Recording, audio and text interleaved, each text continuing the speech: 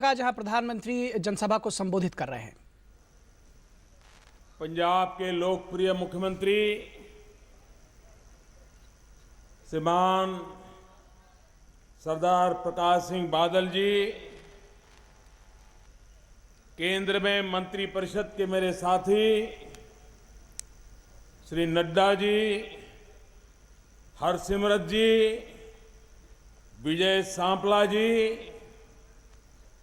पंजाब के युवा उप मुख्यमंत्री श्रीमान सुखबीर जी, पंजाब सरकार के मंत्री श्रीमान सुरजीत जी, सांसद श्रीमान बलविंदर जी, यहाँ के विधायक श्रीमान स्वरूप चंद सिंगला जी और विशाल संख्या में पधारे पंजाब के बहादुर भाई और बहनों, ये मेरा सौभाग्य है कि मुझे फिर एक बार आपके बीच आने का अवसर मिला है। पिछले महीने लुधियाना आया था, तभी मैंने कहा था कि समय अभाव से मैं बठिंडा नहीं जा पा रहा हूं, लेकिन जल्द से जल्द मैं बठिंडा आऊंगा और आज वो वादा मैं पूरा कर रहा हूं।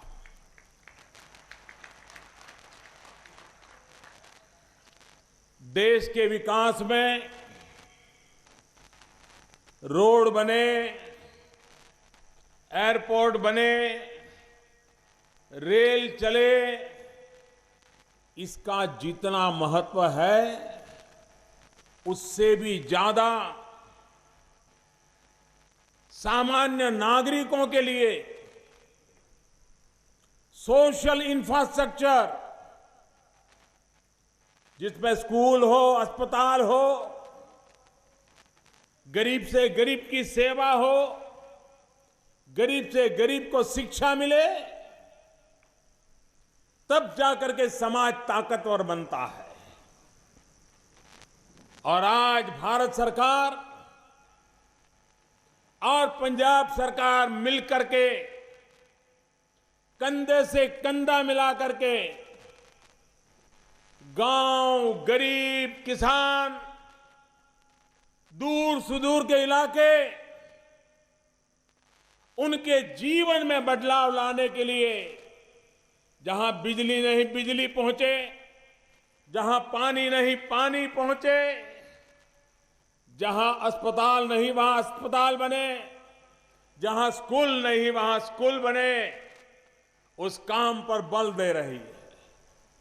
और उसी के तहत आज बठिंडा में 925 करोड़ रुपए से ज्यादा, करीब करीब 1000 करोड़ रुपए की लागत से एम्स का निर्माण होने जा रहा है।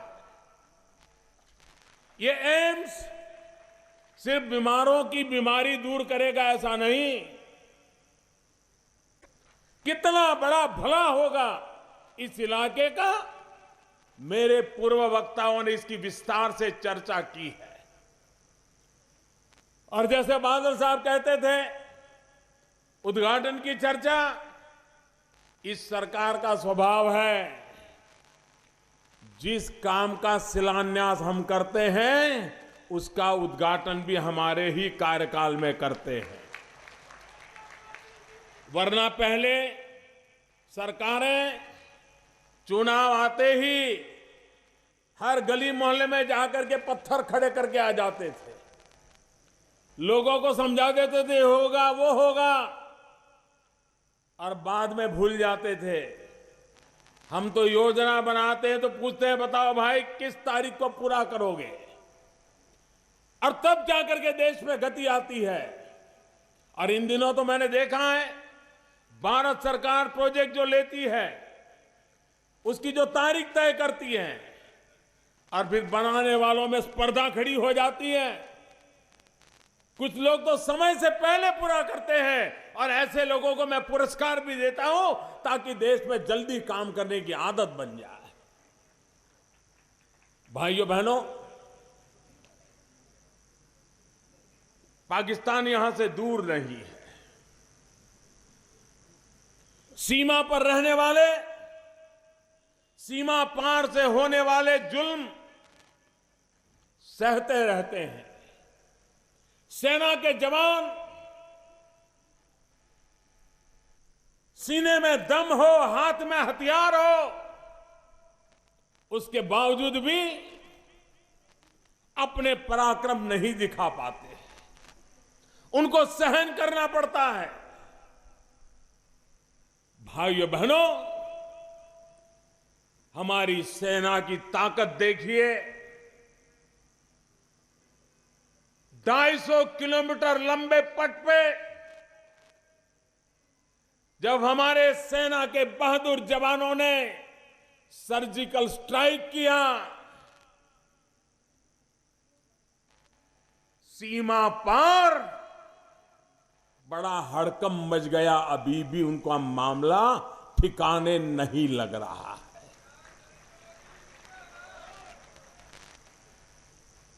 लेकिन मैं पाकिस्तान के पड़ोस में आज खड़ा हूं, तब सीमा पर खड़ा हूं, तब मैं फिर एक बार पाकिस्तान की अवाम से बात करना चाहता हूं। मैं पाकिस्तान की अवाम से कहना चाहता हूं, यह हिंदुस्तान है, यहां के 125 करोड़ देशवासी है। जब पेशावर में बच्चों को मार दिया जाता है, 125 करोड़ हिंदुस्तानियों की आंख में आंसू टपकते हैं। आपका दर्द हर हिंदुस्तानी को भी अपना दर्द लगता है। पाकिस्तान की आवाम तय करे, उनके हुक्मनारों से जवाब मांगे। अरे लड़ना है तो भ्रष्टाचार के खिलाफ लड़ो, लड़ना है तो काले धन के खिलाफ लड़ो, लड़ना है तो जाली नोट के खिलाफ लड़ो, अरे लड़ना है तो गरीबी के खिलाफ लड़ो। ये भारत के साथ लड़ाई लड़के खुद को भी तबाह कर रहे हो और निर्दोषों का मौत के गुनहगार बनते चले जा रहे हो। और इसलिए पाकिस्तान की आवाम भी गरीबी से मुक्ति चाहती है। कोई कारण नहीं है अपने राजनीतिक उल्लू सीधे करने के लिए ये तनाव का माहौल बनाए रखा जाता है। और अब पाकिस्तान ने देख लिया है भारत की सेना में दम कितना है, हमारे फौजियों की ताकत कितनी है, अब परिचय करवा दिया है। भाइयों बहनों, इंडस वाटर ट्रीटी, सतलज, बियास, रवि, ये 3 नदियों का पानी, उसमें जो हिंदुस्तान के हक का पानी है, ये मेरे किसान भाइयों के हक का पानी है। वो पानी आपके खेत में नहीं आ रहा, पाकिस्तान के माध्यम से समुद्र में बह जाता है। न पाकिस्तान उसका उपयोग करता है, न हिंदुस्तान के किसान के नसीब आता है। मैं एक बड़ी मक्कमता के साथ आगे बढ़ रहा हूं। मैंने एक टास्क फोर्स बनाया है। ये इंडस वाटर ट्रीटी जो है, जिसमें हिंदुस्तान के हक का पानी है, जो पाकिस्तान में बह जाता है, अब वो बूंद बूंद पानी रोक करके मैं पंजाब के, जम्मू कश्मीर के, हिंदुस्तान के किसानों के लिए वो पानी लाने के लिए कृत संकल्प है। भाइयों बहनों, कोई कारण नहीं है हम हमारे हक का भी इस्तेमाल न करें और मेरा किसान पानी के बिना तरसता रहे। आपके मुझे आशीर्वाद चाहिए भाइयों बहनों। आपके खेतों को भी लबालब पानी से भरने का इरादा लेकर के मैं चल रहा हूं। भाइयों, पानी की समस्या के समाधान है। मिल बैठ करके रास्ते निकल सकते हैं। पाकिस्तान में पानी चला जाए और दिल्ली में सरकारें आई चली गई, सोती रही, और मेरा किसान रोता रहा। भाइयों बहनों, और पंजाब के किसान को तो अगर पानी मिल जाए तो मिट्टी में से सोना पैदा करके देश की तिजोरी भर देता है, देश का पेट भर देता है। उस किसानों की चिंता करना, उनको हक दिलाना, ये दिल्ली में बैठी हुई सरकार भी बादल साहब के साथ कंधे से कंधा मिला करके चलने वाली सरकार है। भाइयों बहनों, मैं आज किसानों से एक बात आग्रह से करना चाहता हूं। कोई ये तो कहेगा कि मोदी को राजनीति आती नहीं है, चुनाव सामने है और किसानों को ऐसी सलाह देता है। मेरे किसान भाइयों बहनों, मुझे चुनाव के गणित से कोई लेना देना नहीं है। मुझे तो मेरे किसान का भला हो, यही मेरा हिसाब किताब है। आप मुझे बताइए मेरे किसान भाइयों बहनों, आज से पहले जब हमें पूरा ज्ञान नहीं था, खेतों में फसल काटने के बाद हमारी जो पराली रहती थी उसको हम जला देते थे। तब हमें ज्यादा ज्ञान नहीं था, हमको लगता था कि इसके कारण खेत बर्बाद हो रहा है, जला दो। कभी जल्दबाजी रहती थी इसलिए जला दो। लेकिन अब विज्ञान ने सिद्ध कर दिया है कि जिस खेत में जो फसल होती है, उसकी फसल काटने के बाद जो वेस्टेज निकलता है, पराली कहें कुछ भी कहें, वो उस खेत में जो धरती माता है उसका उत्तम से उत्तम खुराक होता है। अगर उसी को एक बार मशीन घुमा दे, ट्रैक्टर घुमा दे, जमीन में गाड़ दे, तो आप ही के खेत की वो धरती माता की अच्छे से अच्छी खुराक होती है। मेरे किसान भाइयों बहनों, जैसे धरती मां को पानी की प्यास लगती है, वैसे धरती मां को भूख भी लगती है, उसको खाना भी चाहिए।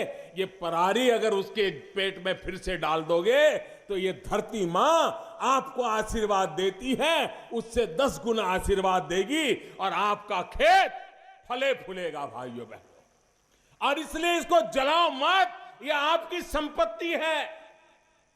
अरबों खरबों रुपयों की संपत्ति मत जलाओ।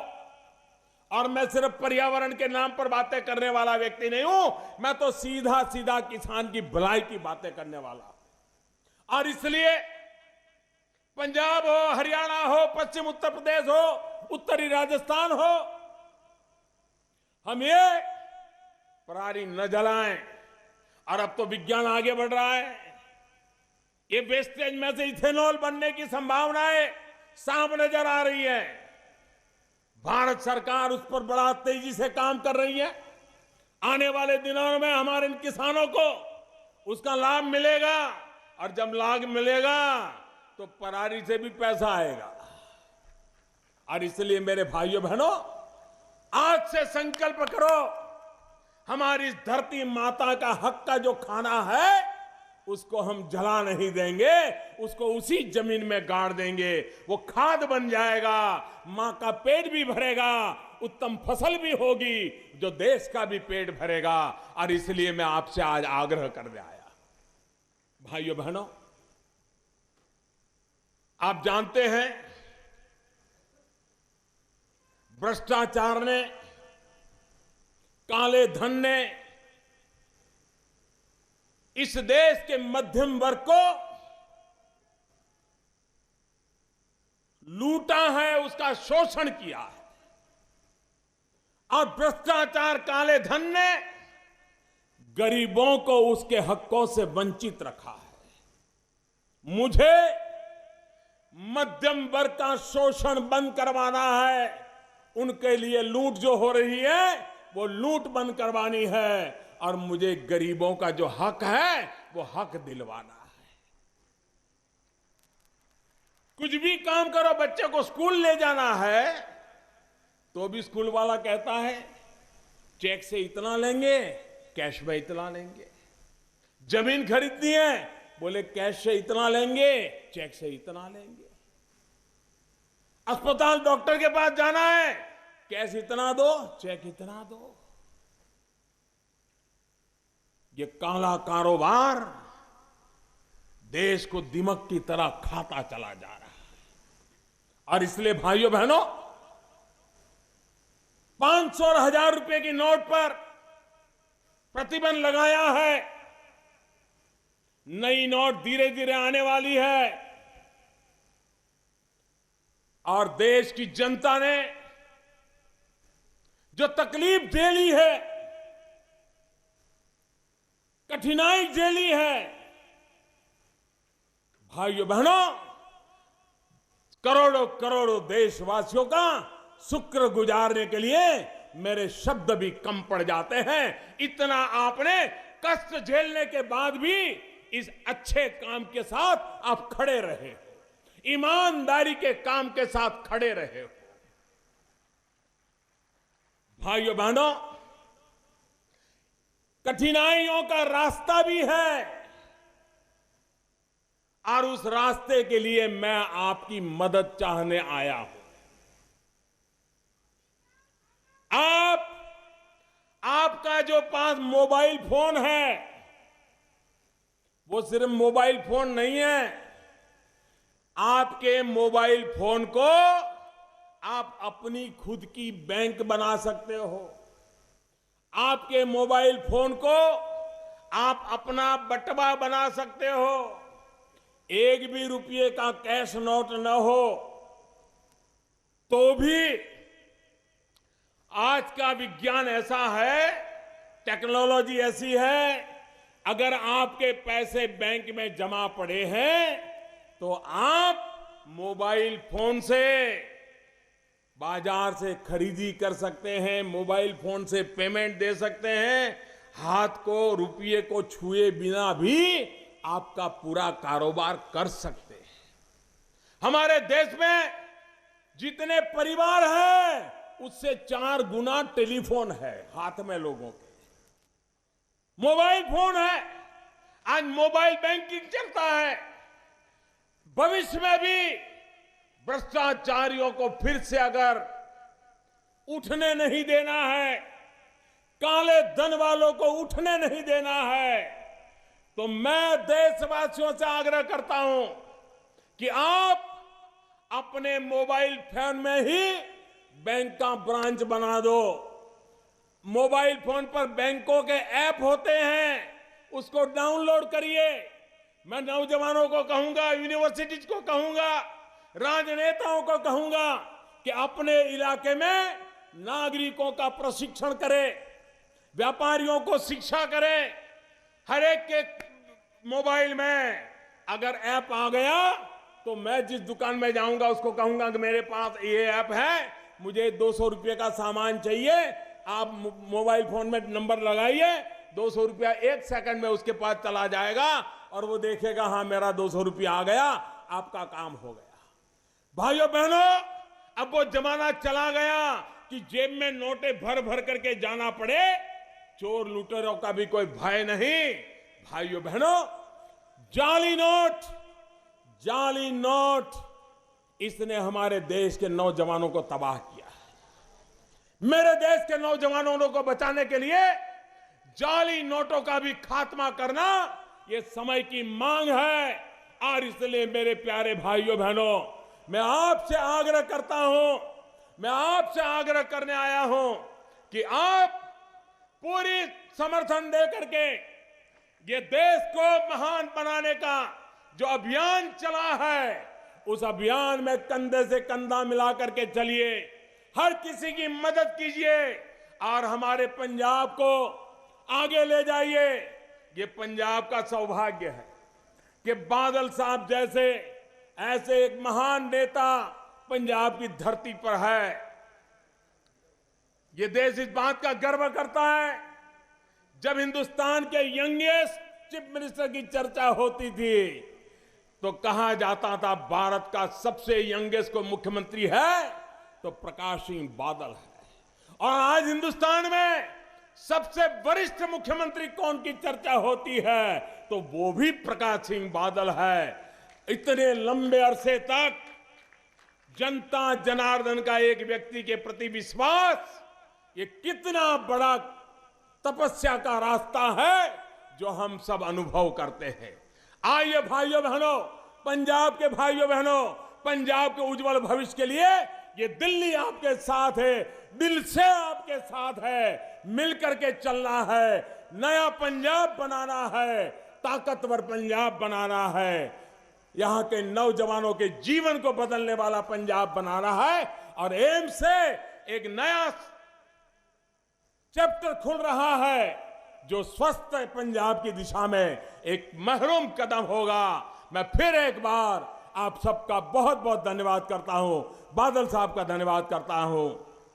धन्यवाद, बहुत बहुत धन्यवाद प्रधानमंत्री जी। मैं हुण बेनती करदा माननीय पंजाब के मुख्य मंत्री जी सरदार प्रकाश सिंह जी बादल साहब नूं ਉਹ ਮਾਨਯੋਗ ਮੋਦੀ ਸਾਹਿਬ ਨੂੰ ਸ਼ਾਲ ਭੇਂਟ ਕਰਨ ਅਤੇ ਮੈਮੈਂਟੋ ਦੇਣ।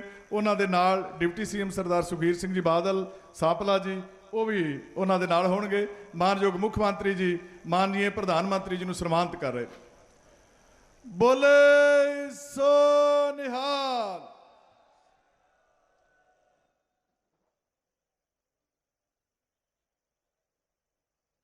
ਸ਼ਾਲ ਪਾ ਕੇ ਮੁੱਖ ਮੰਤਰੀ ਜੀ ਮਾਨਯੋਗ ਪ੍ਰਧਾਨ ਮੰਤਰੀ ਜੀ ਨੂੰ ਸਨਮਾਨਿਤ ਕਰ ਰਹੇ ਨੇ। ਪ੍ਰਧਾਨ ਸਰਦਾਰ ਸੁਖਬੀਰ ਸਿੰਘ ਜੀ ਬਾਦਲ ਸ੍ਰੀ ਸਾਹਿਬ ਦੇ ਕੇ ਮਾਨਯੋਗ ਪ੍ਰਧਾਨ ਮੰਤਰੀ ਜੀ ਨੂੰ ਸਨਮਾਨਿਤ ਕਰ ਰਹੇ ਨੇ। ਬੋਲੇ ਸੋ ਨਿਹਾਲ।